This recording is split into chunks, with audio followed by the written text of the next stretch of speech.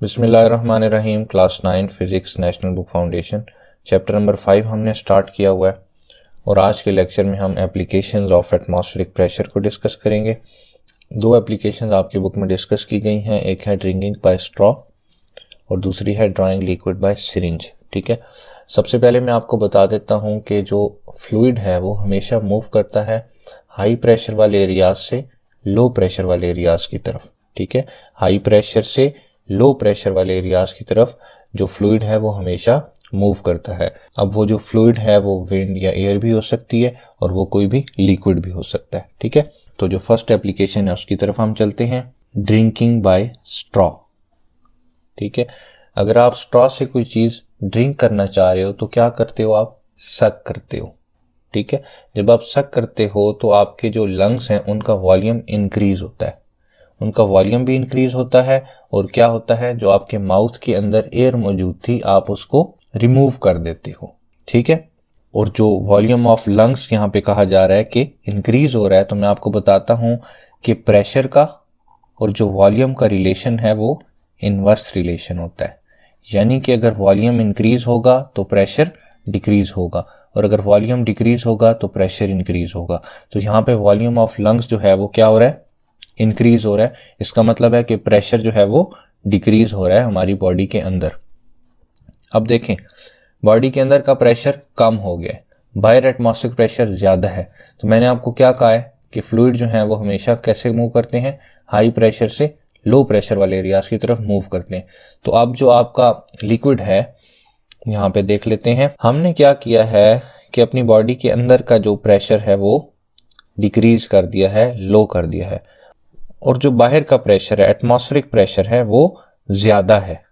ठीक है, तो मैंने आपको बताया है हमेशा जो फ्लूइड्स हैं वो मूव करते हैं हाई प्रेशर वाले एरियाज से लो प्रेशर वाले एरियाज की तरफ।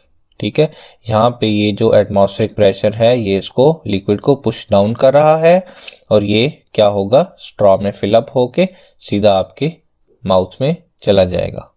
ठीक है, तो इस तरह से सारी जो गेम है वो प्रेशर डिफरेंस की है कि प्रेशर डिफरेंस की मदद से आप ड्रिंक कर पाते हो किसी भी लिक्विड को। अब इस टॉपिक से रिलेटेड आपसे एग्जाम में क्वेश्चन पूछा जाता है कि स्पेस में जाने के बाद आप स्ट्रॉ से क्यों नहीं ड्रिंक कर सकते हो। तो उसका आंसर आपने यही करना है कि जो स्पेस है वहां पे एयर नहीं मौजूद। जब एयर नहीं मौजूद तो एटमॉस्फेरिक प्रेशर भी नहीं मौजूद। ठीक है, जब एटमॉस्फेरिक प्रेशर ही नहीं है तो प्रेशर डिफरेंस कैसे क्रिएट होगा।